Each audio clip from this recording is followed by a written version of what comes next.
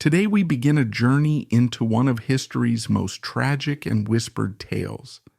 This is not a story of glorious battles or triumphant reigns. It is a dark psychological drama played out in the silent, echoing halls of the Spanish court.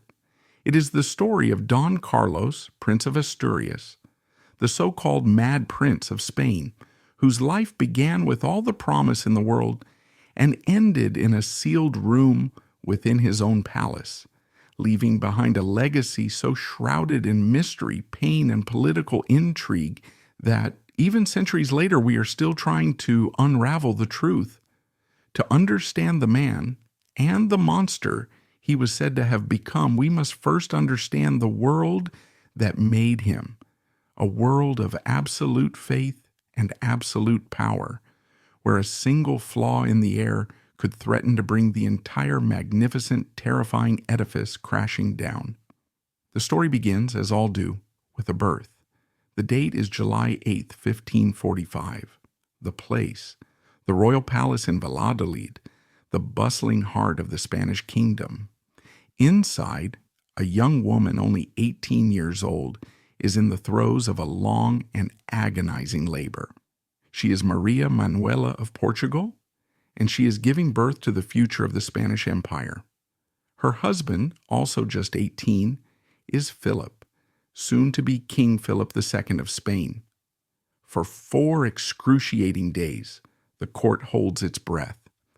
Astrologers consult the stars, priests offer ceaseless prayers, and the entire kingdom waits for the news that will secure the dynasty for another generation. Finally, a cry pierces the tension. It's a boy, a son and heir. The relief is immense, the celebrations ecstatic.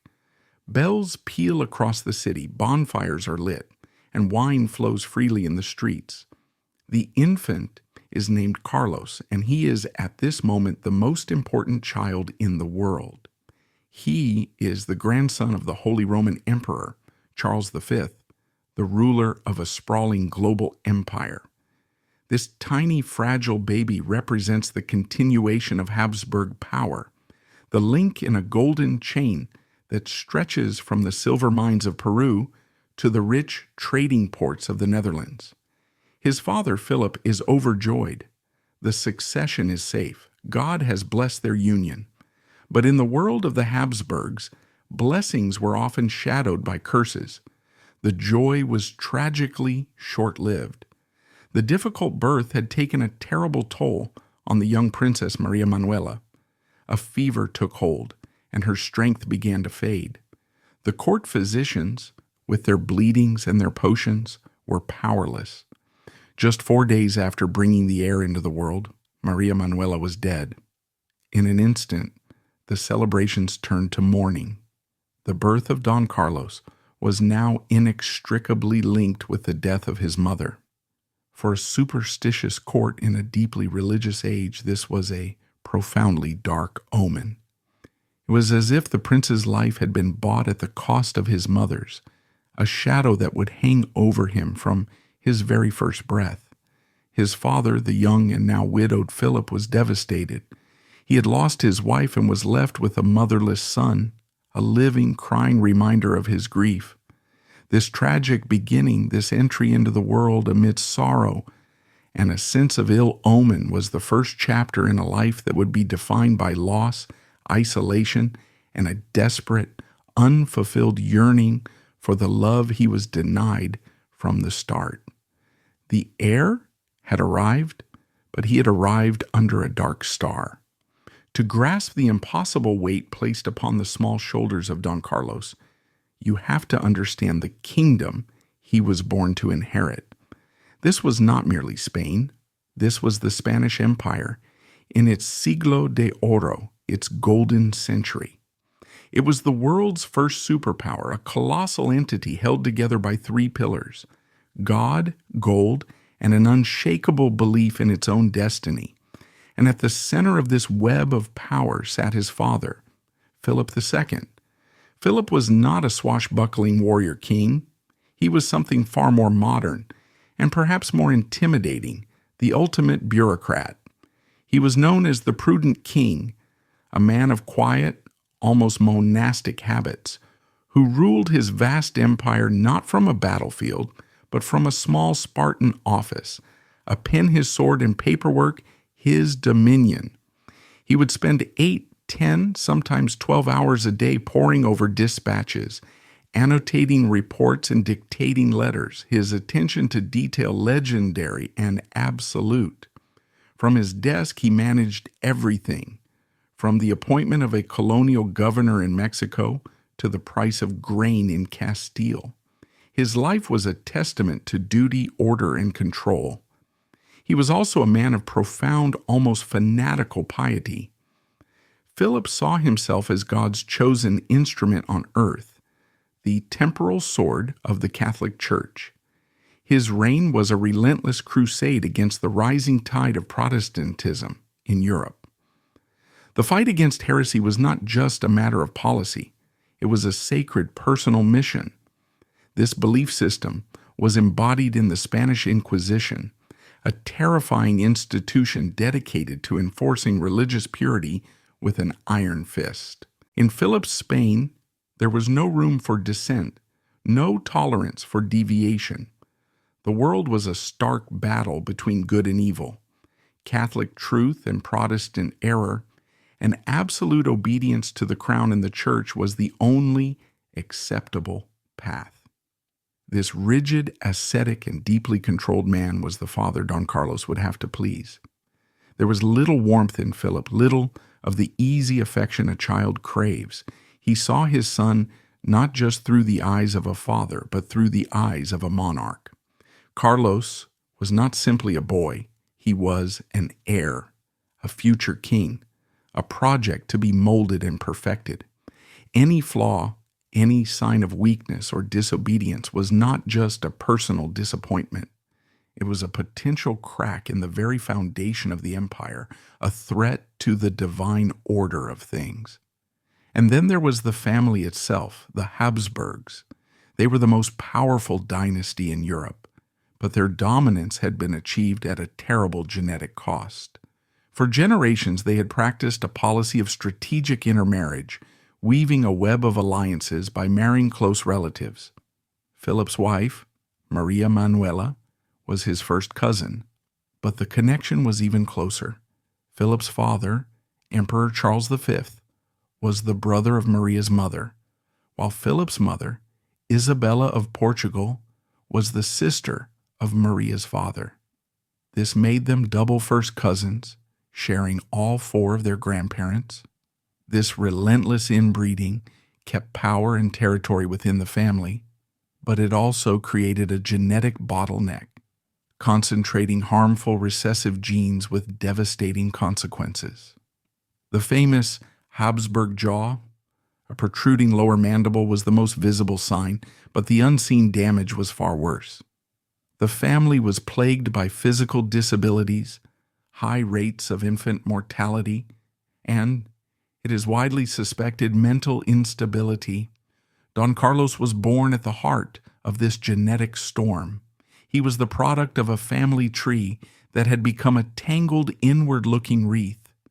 The very blood that made him royal, that gave him his divine right to rule, was also a potential source of poison, a hereditary curse that science had not yet discovered, but whose effects were becoming tragically apparent.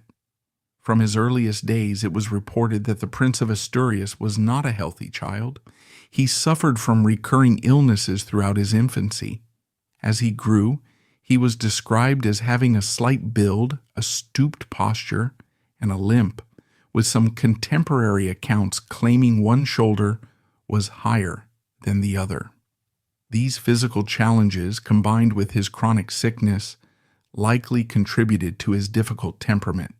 This gave him a noticeable limp and a stooped posture. He suffered from recurring fevers and what his doctors called quartan ague, likely a form of malaria, which left him weak and drained for long periods. His life was a procession of physicians and their arcane remedies. He was bled, purged, and subjected to all manner of diets and treatments, none of which seemed to improve his underlying fragile constitution. This constant state of physical discomfort and sickness would have profoundly shaped his personality. It's hard to develop a sunny disposition when your body is a source of chronic pain and weakness, especially when you are constantly being compared to the idealized image of a strong martial heir. He was raised in the typically remote fashion of royal children, entrusted not to his distant, grieving father, but to his aunts Maria and Juana of Austria, Philip's sisters. They provided what maternal care they could, but it was a formal courtly environment. His primary male influence was his tutor, the respected humanist Honorato Juan. His teachers did their best to instill in him the education befitting a future king: Latin, history, rhetoric, and the principles of statecraft. But from the beginning they faced an uphill battle. Reports from his tutors paint a consistent and worrying picture. They noted his intelligence. He was said to be quick-witted and sharp-tongued when he chose to be, but they also despaired of his complete inability to concentrate. He was restless, easily distracted, and prone to melancholy humors that could swiftly curdle into frightening rages. His temper was legendary within the court, and it was not the simple tantrums of a spoiled child. There was a disturbing, violent edge to his anger that unnerved even those accustomed to royal privilege. The stories began to circulate, whispered in the corridors of the Alcazar. They were tales of shocking, impulsive cruelty. There was the infamous incident with the shoemaker who had crafted a pair of boots for the prince that were too tight, and enraged Carlos allegedly ordered the boots to be cut up, boiled, and forced the terrified craftsman to eat them. Another story tells of a chamberlain who displeased him, whom Carlos attempted to throw from a high window. Most disturbing were the accounts of his cruelty to animals. He reportedly took pleasure in torturing horses, even allegedly roasting one alive. While it's possible some of these tales were exaggerated by his enemies, or by a court terrified of his erratic nature, the sheer volume and consistency of them suggest a deeply troubled young man. This was not sadism for its own sake. It was the desperate lashing out of a boy who felt powerless. He was physically weak, constantly sick, and living under the immense, crushing shadow of a father who was the epitome of control and discipline. His rages were a way of asserting the absolute power that was his birthright, a power he felt he lacked in every other aspect of his life. He couldn't command his own body, he couldn't win his father's easy approval, but he could command fear in those around him. Yet to paint him as a complete monster would be to miss the tragic complexity of his character. He wasn't always a creature of rage. He was capable of forming friendships, and for a time, he had two close companions in his studies and youthful pursuits: his uncle, Don Juan of Austria, and Alessandro Farnese, the Prince of Parma. Don Juan was Philip II's illegitimate half-brother, a charismatic and handsome young man who excelled at everything Carlos struggled with. Farnese was the son of Margaret of Parma, the regent of the Netherlands. The three boys formed a tight-knit group, and in their company, Carlos could, for brief moments, be just a young nobleman among his peers. These relationships reveal a different side of the prince, one who was capable of affection and camaraderie, who craved the normalcy of friendship. It makes his subsequent descent into paranoia and isolation all the more heartbreaking. He was not born a monster. He was a fragile boy being twisted into one by a combination of genetics, illness, and unbearable pressure. In 1560, at the age of 15, Don Carlos's destiny was officially sealed. In a magnificent ceremony in the city of Toledo, he was formally recognized as the Prince of Asturias and swore an oath to uphold the laws and faith of the kingdom.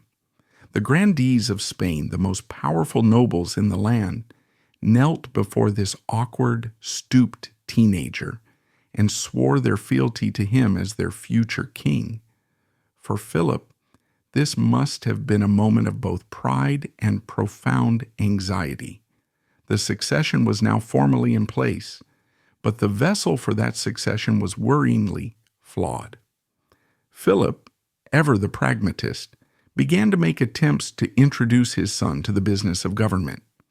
He brought Carlos into meetings of the Council of State, the central body of his administration. He hoped that exposure to the weighty matters of empire would instill a sense of responsibility in the boy, that it would temper his wild impulses. The experiment was a disaster. Carlos showed nothing but contempt for the slow, deliberate pace of governance. He was bored by the endless discussions, impatient with the elderly ministers, and prone to making shocking, inappropriate outbursts.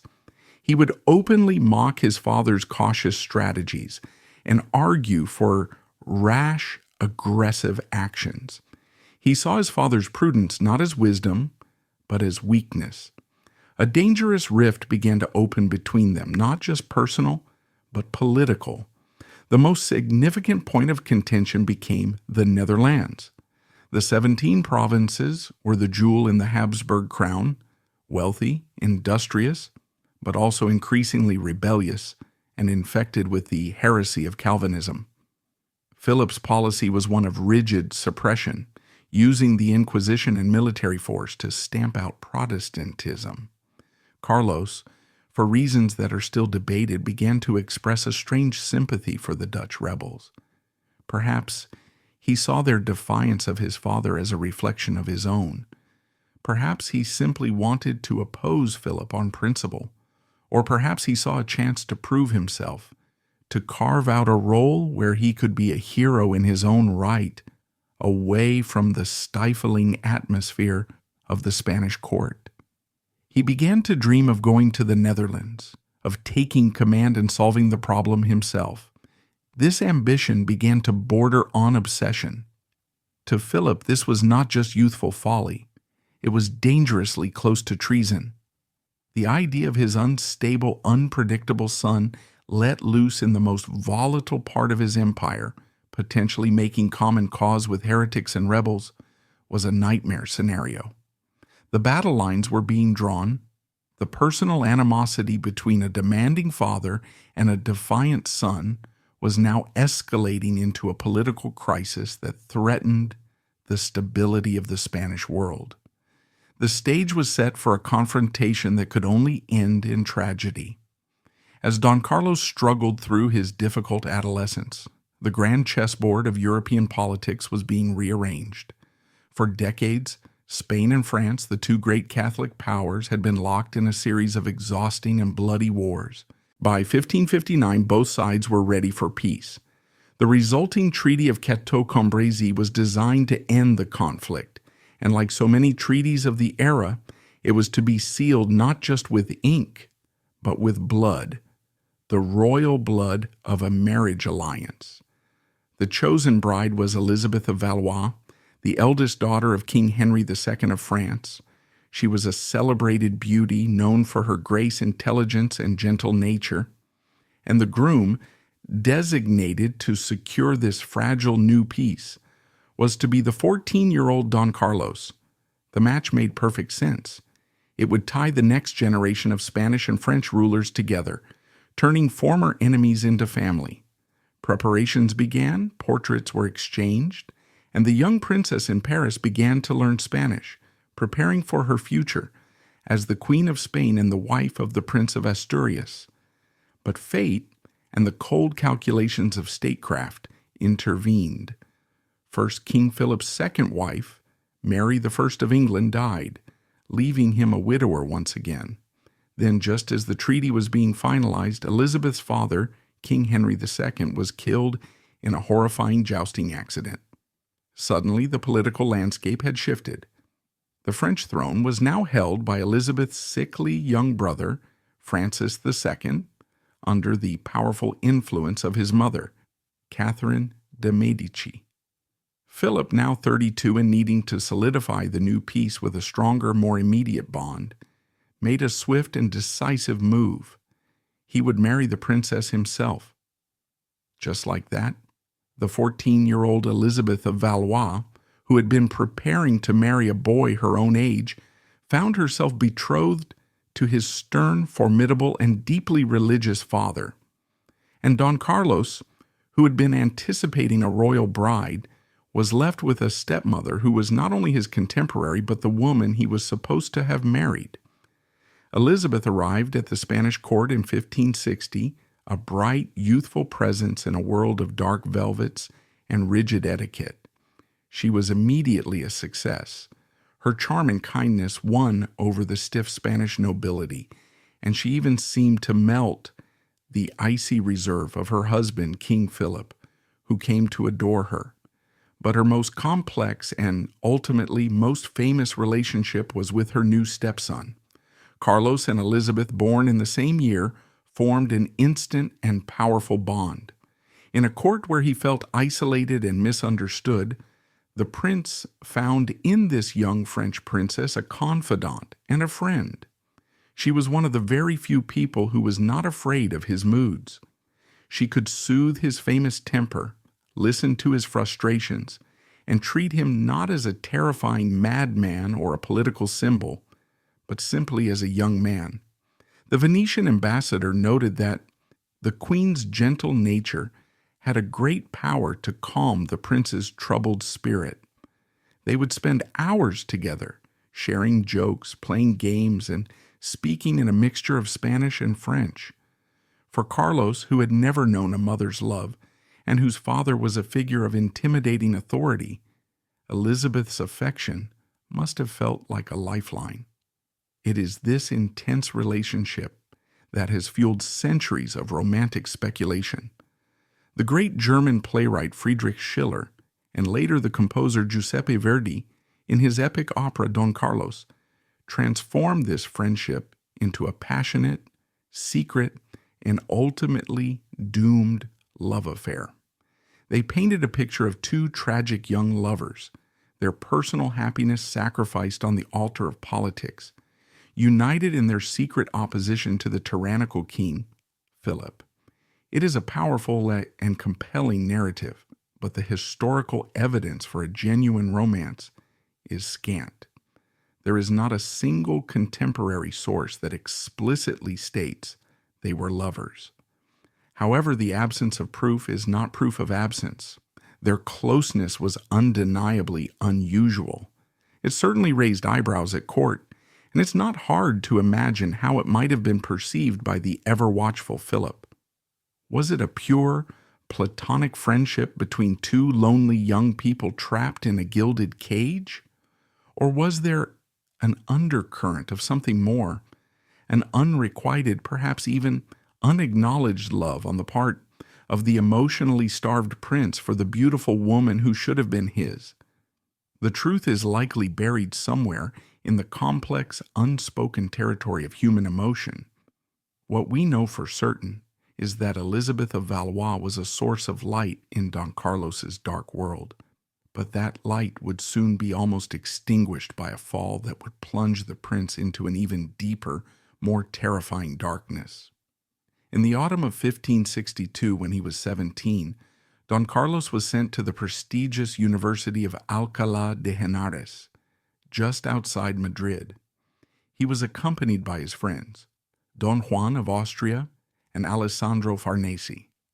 The move was intended to complete his education and perhaps to give him a taste of responsibility away from the confines of the court.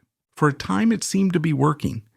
Carlos enjoyed the relative freedom of university life, the camaraderie of his friends, and the intellectual stimulation. But his fundamental nature, impulsive, obsessive, and reckless, had not changed. His attention was soon captured not by his studies, but by the daughter of the palace porter. He became infatuated, pursuing her with an intensity that alarmed those around him. On the night of April 19th, 1562. This obsession led to disaster. Accounts of the exact sequence of events differ slightly. Some say he was chasing the girl down a dimly lit, notoriously treacherous stone staircase. Others claim he was fleeing from her angry father. Whatever the cause, in his haste, he missed a step and tumbled headlong down the entire flight of stairs, his head striking the hard stone with a sickening crack. He was carried to his bed, unconscious. The initial injury seemed minor, but within hours the situation became dire. A massive hematoma formed, and his head began to swell to a terrifying size. A raging fever took hold. He was racked with convulsions, and he lost his sight.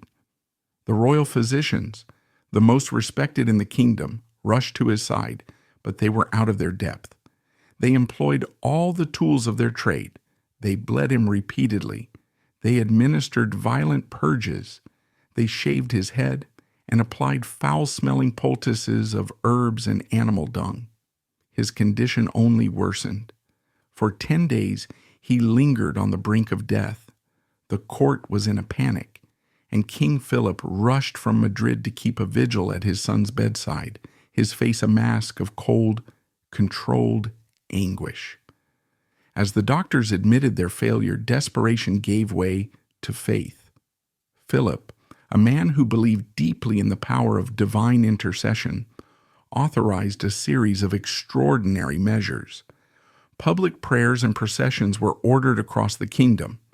Then, in a move that seems bizarre to the modern mind, he commanded that the preserved mummified remains of a local Franciscan friar, Fray Diego de Alcala, who had died a century earlier with a reputation for holiness, be brought to the prince's chamber.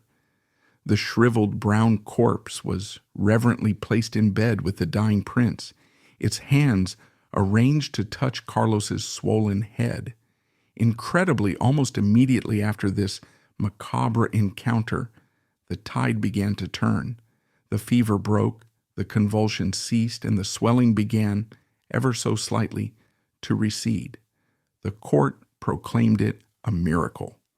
They hailed Fray Diego as a saint, and Philip would later lobby the Pope successfully for his canonization, citing the miraculous healing of his son as the primary evidence. But there was another, more scientific intervention at play. As the crisis peaked, the king had also summoned the most famous anatomist and surgeon of the age, the Fleming Andreas Vesalius. Vesalius, a pioneer of modern medicine, examined the prince and, with the king's permission, performed an incredibly risky surgical procedure known as trepanation. With meticulous care, he drilled a small hole into Carlos's skull, allowing the trapped blood and fluid that was causing the immense pressure on his brain to drain away. Whether it was the saint's holy corpse, the surgeon's skilled hand, or a combination of both, Don Carlos survived. He slowly regained his sight, his strength, and his senses, but the boy who emerged from that sick bed was not the same one who had fallen down the stairs. The physical wound had healed, but the damage to his mind appeared to be profound and permanent. The fall at Alcala marked a terrifying turning point. The prince's already erratic behavior was about to spiral into a new and far more dangerous phase of madness. The years following the head injury, from 1562 to 1567, were a chronicle of the prince's complete and terrifying unraveling. If his behavior had been alarming before, it now became utterly unmanageable. A series of public scandals that horrified the court and pushed his relationship with his father to the breaking point. His headaches were now a constant torment, and he complained of a ceaseless buzzing in his head. His temper, once sporadic, became a constant state of being, exploding with little or no provocation into paroxysms of violence. One of the most notorious incidents occurred in the middle of a Council of State meeting. King Philip had announced his decision to send the famously iron-willed Duke of Alba to the Netherlands to brutally suppress the ongoing rebellion. Don Carlos, who still harbored fantasies of taking the command himself, was incensed.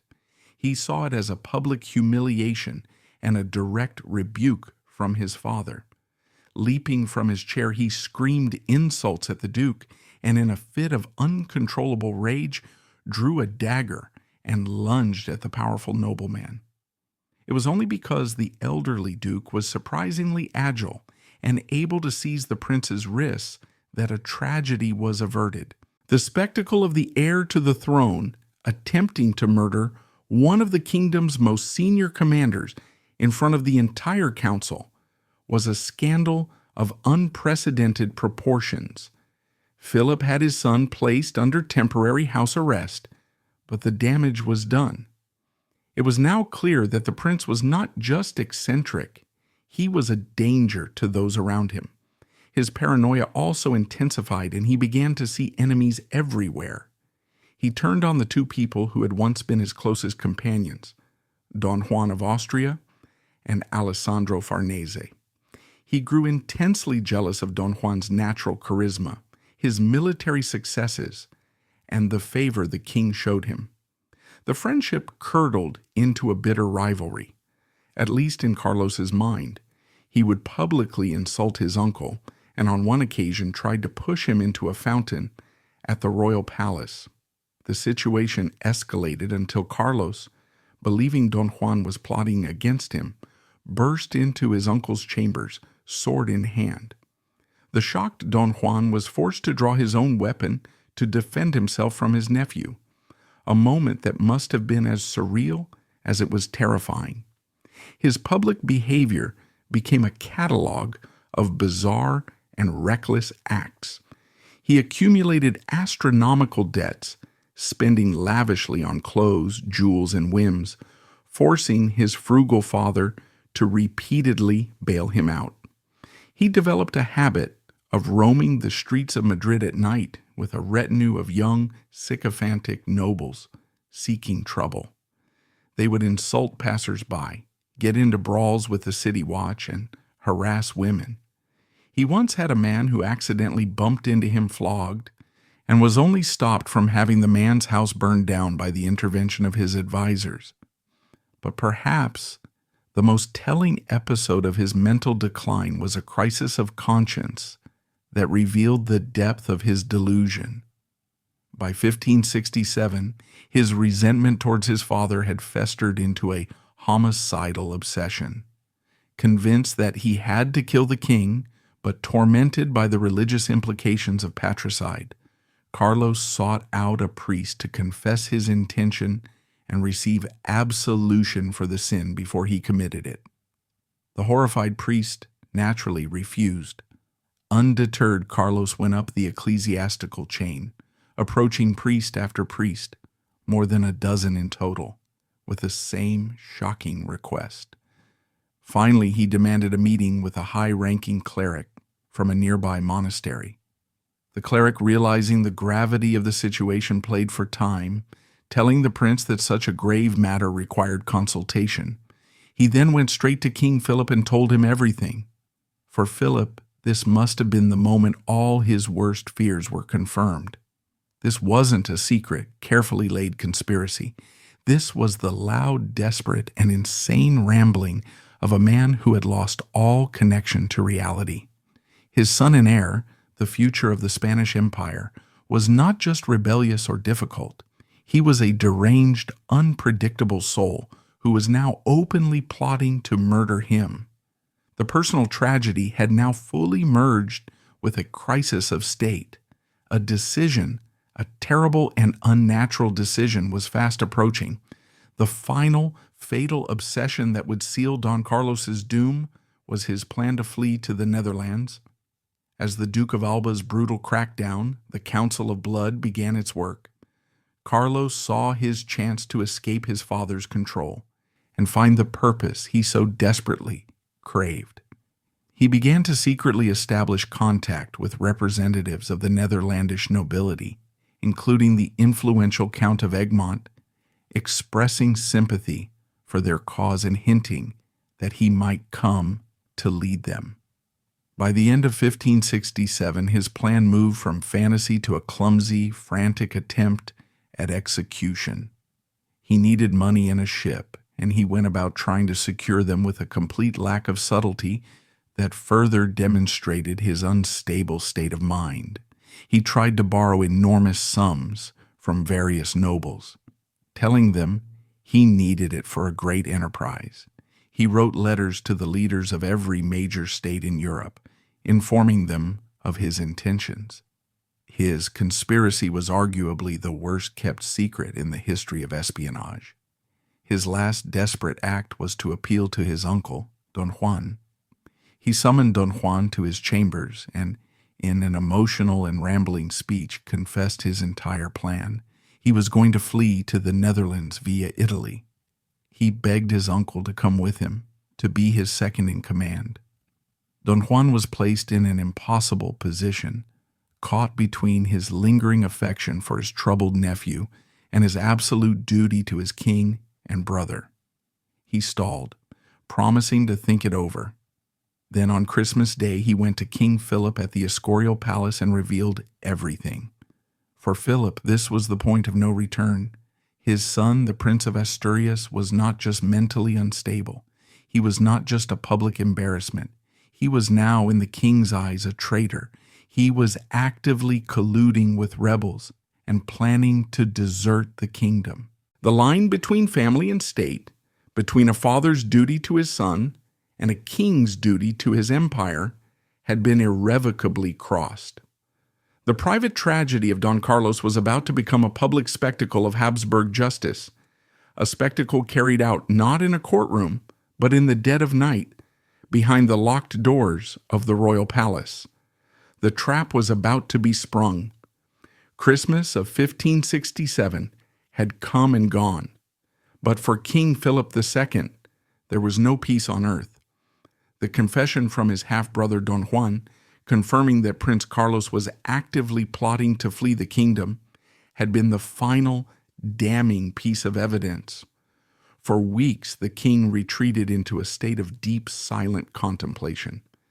He was seen praying for hours, his face a mask of grim determination. He confided in almost no one, bearing the terrible weight of his decision alone. This was not going to be an impulsive act of anger. It would be a cold, calculated, and methodical exercise of absolute power. To understand what happened next, you have to try and understand the mind of Philip II. He was a man who believed with every fiber of his being that he was God's chosen servant.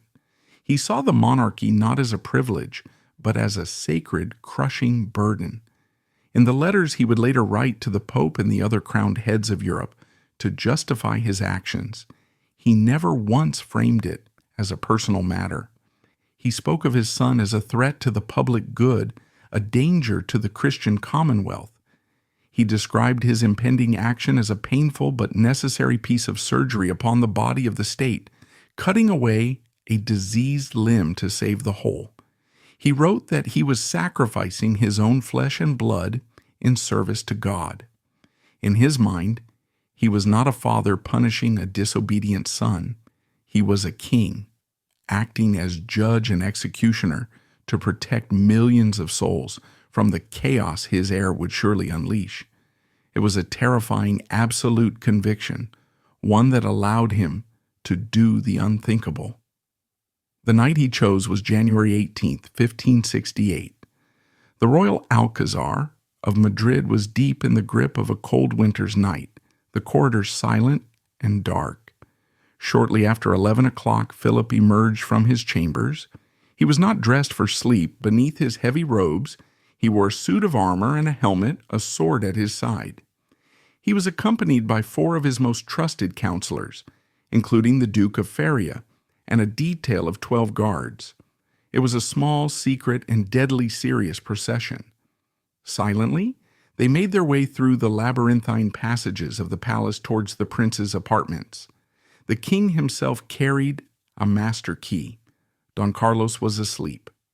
For all his paranoia, he had not anticipated that his own father would come for him like a thief in the night. The guards disabled the lock, and the heavy door swung open. They stormed the room, torches flooding the darkness. Carlos awoke with a start to the horrifying sight of his father in armor, flanked by armed men standing over his bed. His initial reaction was terror, then a flash of his old defiance. He lunged for the loaded arquebus and sword he kept by his bedside. "What is this?" he reportedly cried out. "Does your majesty wish to kill me?" Philip's reply was as cold as the January air. "Be calm," the king said. "This is not a matter of punishment. This is for the good of your soul and the security of my kingdom." As the guards seized the struggling prince, Philip himself went to the window and secured the bolt. Carlos, realizing the totality of his situation, began to plead, then to weep. "I am not mad. I am only desperate," he cried. But his father remained unmoved. The king ordered the room to be searched. They forced open a locked chest. Inside, Philip found the justification he sought both for the world and perhaps for himself, a cache of incriminating papers. The documents detailed Carlos's plans to flee and suggested contacts had been made with figures in the Netherlands. Later romantic accounts and legends, most famously in Schiller's play, would invent the detail of a hate list with his father's name at the top, though no such document was mentioned in contemporary court records. This was the final damning evidence of his treasonous and patricidal thoughts. His loaded weapons, the incriminating letters, the kill list, the case was closed. Don Carlos was stripped of his finery, his servants were dismissed, and he was officially declared a prisoner of the state. The son of the world's most powerful man was now his father's captive. The prison of Don Carlos was not a cold, damp dungeon in the bowels of the castle. In some ways, it was something far more psychologically cruel. He was confined to a suite of rooms high in one of the towers of the Alcazar. It was his former apartment, but it had been transformed into an impenetrable cage. The windows were nailed shut and covered with heavy iron bars. The fireplace was bricked up. All tapestries, paintings, and fine furniture were removed, leaving only a bed and a few basic items. The main door was refitted with a complex new lock, and a wooden partition with a small hatch was built so that food could be passed through without the guards ever having to open the door. His isolation was absolute. He was forbidden any contact with the outside world. No letters, no books, no visitors. His jailers were a hand-picked group of 6 noblemen, men loyal to the king, who worked in shifts of 2. They were under strict orders never to speak to him about matters of state, and to report every word he said, every action he took directly to the king. He was under constant, silent surveillance 24 hours a day. For a young man with a mind as restless and volatile as his, this sensory deprivation and total loss of autonomy was a form of torture more profound than any physical punishment. While his son languished in this sealed chamber, King Philip launched a masterful campaign of political damage control. He dispatched letters to the Pope, the Holy Roman Emperor, and the other major courts of Europe. The letters were masterpieces of calculated vagueness. He spoke of his paternal grief and the terrible necessity of his actions. He mentioned his son's great defects of character, his unstable temperament, and his profound unfitness to rule. But he never provided any specific details of the crime. There was no mention of the plot to flee or the plan to kill him. By keeping the charges secret, Philip denied his enemies any concrete ammunition and shrouded the entire affair in an impenetrable fog of royal prerogative. The message was clear. This was an internal matter of the Spanish crown, and he, as an absolute monarch, answered only to God. The lack of a public trial, however, was a shocking breach of tradition, even for an absolute monarchy. A prince of the blood, the heir to the throne, had been imprisoned without a formal charge, without a chance to defend himself. Across Europe, the royal courts buzzed with rumor and speculation. What had the prince done that was so terrible it could not even be named? The silence from Madrid was deafening, and it allowed the darkest of suspicions to fester. Inside his tower prison, cut off from the world, Don Carlos began to rapidly decline. The guards' detailed reports to Philip chronicle a harrowing 6-month descent into madness and despair. Deprived of any other outlet, his volatile energy turned inward, and he began a systematic campaign of self-destruction. His eating habits became a cycle of extremes. For days on end, he would refuse all food, a hunger strike against his father. Then, in a fit of ravenous despair, he would gorge himself, demanding pies filled with 4 partridges and enormous quantities of fruit, only to vomit it all back up. The guards' reports to Philip, which were likely colored to justify the prince's imprisonment, chronicled a harrowing decline. According to these accounts, many of which were later popularized by anti-Spanish propaganda, his behavior became erratic and self-destructive. It was said that he alternated between periods of fasting and binge eating and developed an obsession with cold, drinking iced water constantly.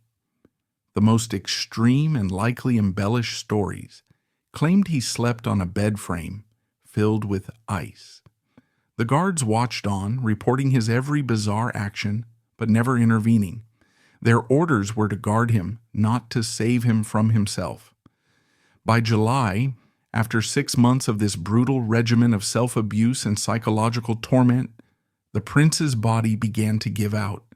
The constant shocks of cold, the violent cycles of fasting and binging, and the unrelenting mental anguish had destroyed his immune system.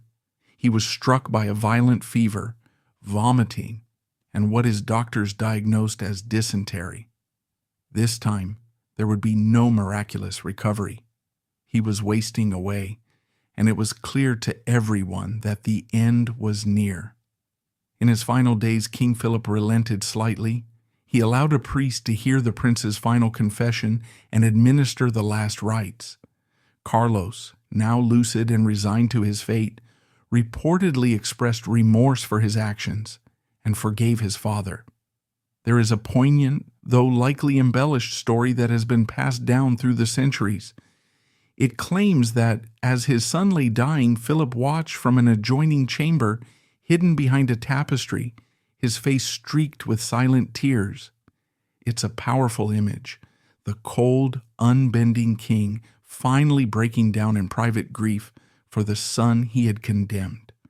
We will never know if it's true, but it speaks to a deep human need to believe that beneath the armor of the monarch, there was still the heart of a father.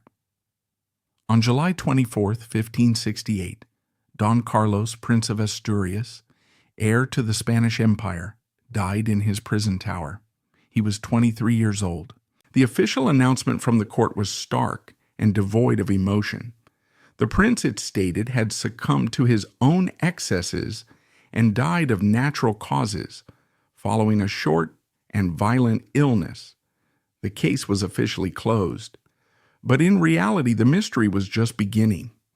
His death inside a sealed royal prison under such suspicious circumstances immediately created a storm of speculation that has never truly subsided. 3 dominant theories emerged, each with its own proponents and its own logic. The first is the official version, death by misadventure or a form of suicide.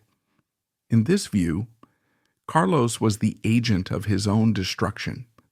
His madness, exacerbated by his imprisonment, led him to the bizarre and self-destructive behavior, the fasting, the ice, the binging, that ultimately destroyed his health. This narrative conveniently absolves King Philip of any direct guilt. He had simply imprisoned a dangerous madman, and the madman had killed himself. The second theory is more sinister: murder by neglect. This argument suggests that Philip and his council knew exactly what they were doing. They created the perfect environment for Carlos to self-destruct. They knew his volatile and obsessive nature. By locking him away and giving him access to all the ice and rich food he desired, they were, in effect, providing him with the means of his own slow, deniable execution. They didn't have to poison his food. They simply had to let his own madness become the poison. The third and most explosive theory is that of direct assassination. This narrative was championed by Philip's enemies, most notably the Dutch rebel leader, William of Orange. In a famous piece of propaganda, he accused Philip of being a monstrous tyrant who had ordered his son to be poisoned, strangled, or suffocated by his guards. This version, filled with drama and Gothic horror, became incredibly popular and was immortalized in the plays and operas that would shape the prince's legacy.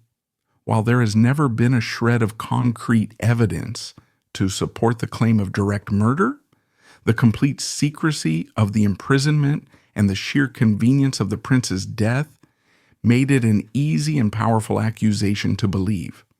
Illness, suicide, or murder? The truth of what happened in that tower room died with Don Carlos. What is certain is that the prince entered the prison a troubled young man and was carried out 6 months later in a coffin. His father was the only one with the power to put him there, and the only one who truly benefited from his death. The funeral of the Prince of Asturias was a muted, somber affair. There was none of the pomp and ceremony that would normally accompany the death of an heir to the throne. He was buried quickly and quietly in a Madrid monastery.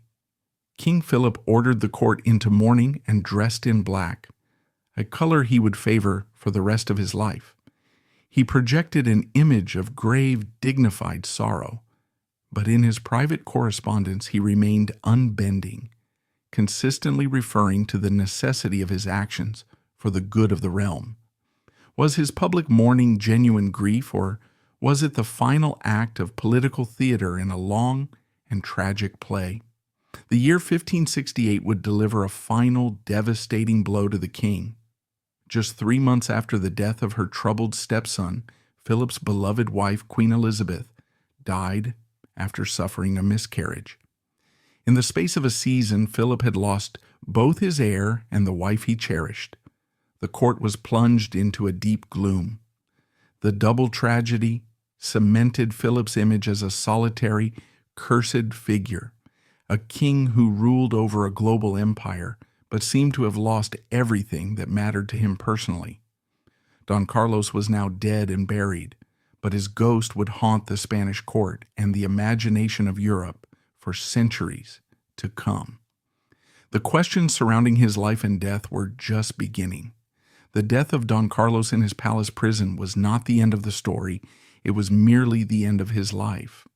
For his father, King Philip II, the immediate consequence was a gaping hole at the very center of his dynastic ambitions. The Spanish Empire, the most powerful in the world, was without a clear heir.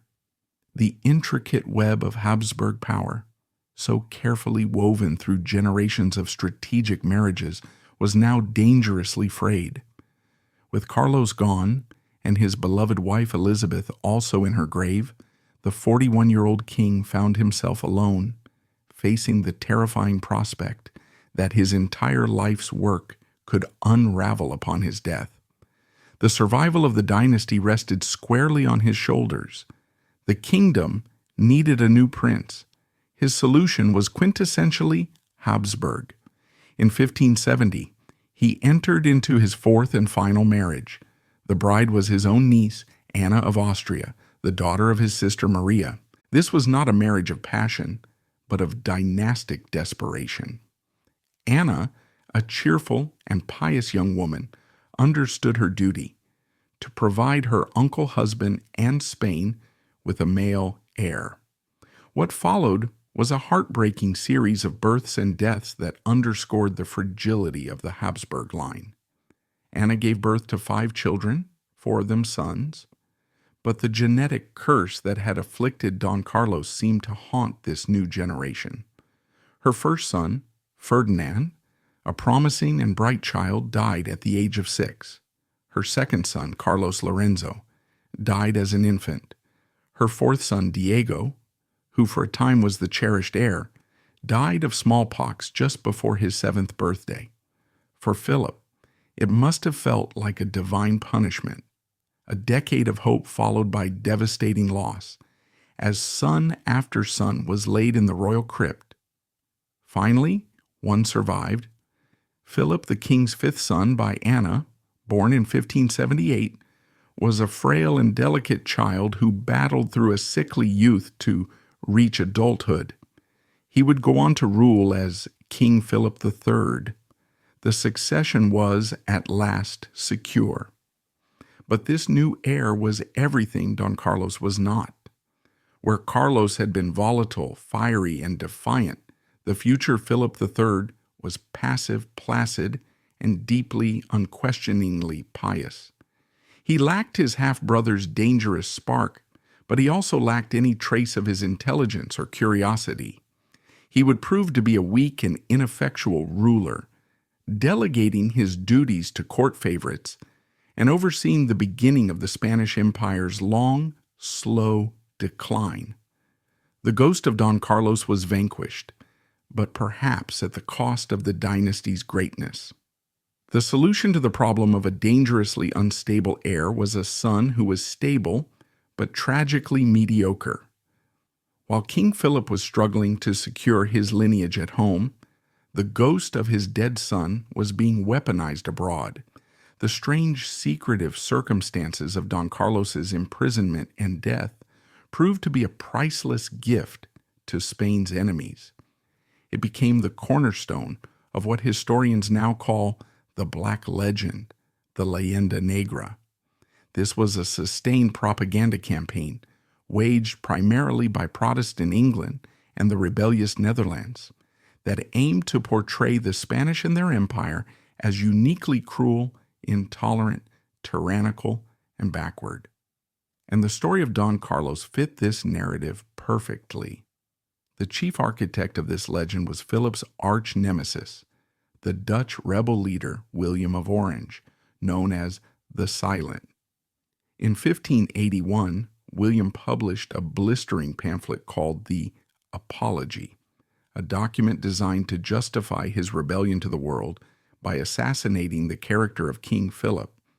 In it, he took the rumors surrounding Don Carlos and presented them as established fact. He publicly accused Philip of being a monstrous tyrant who had brutally murdered his own son and heir. But he didn't stop there. He added a new, lurid accusation that Philip had also murdered his wife, Queen Elizabeth, because she had discovered that the king was engaged in an incestuous affair with his own sister. It was a brilliant and utterly ruthless piece of character assassination.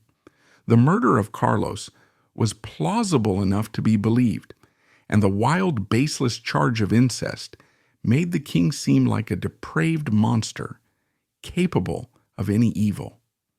The complex, tragic reality of the Don Carlos affair was erased, replaced by a simple, powerful morality play.